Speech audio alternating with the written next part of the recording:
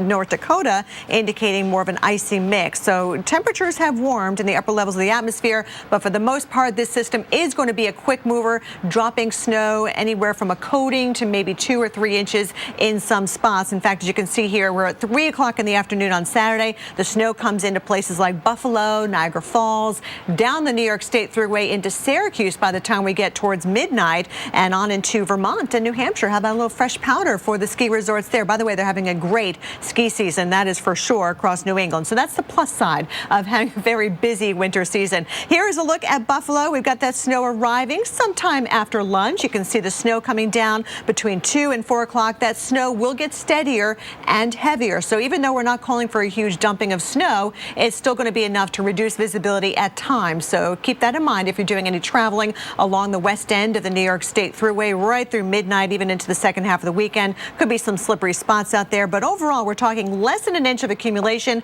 Some spots seeing as much as 3 inches, but the norm is going to be about a coating to an inch. Syracuse, what a winter you've had, and we're just going to add to it a little bit for you this weekend with more snow and temperatures in the upper 20s to low 30s. Keith?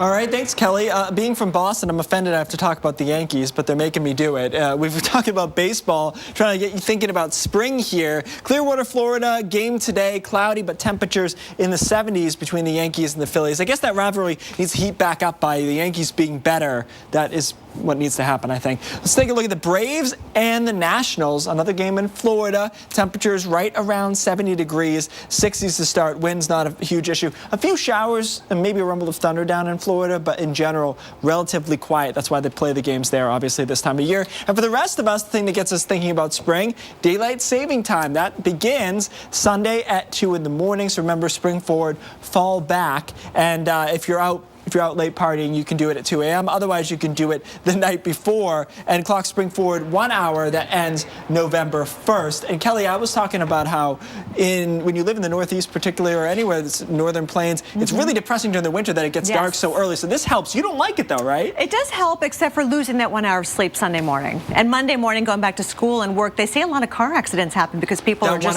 not focused. Even just losing that 1 hour can really throw you off. Usually working here makes it so you're used to not sleeping. So that tends to, us and hospital workers are pretty good at that kind of thing, so that should help. But yeah, I think there is a positive to the fact that it being nice out, you know, when you leave work and you got a couple hours. I think we're all looking forward to spring anyway. Yes. 1 hour sleep, what's that going to do? Yeah, right? exactly. All right, stay with us here on the Weather Channel. We have Vivian Brown and Mark Elliott. You're in good hands through the rest of the afternoon. Have a good one.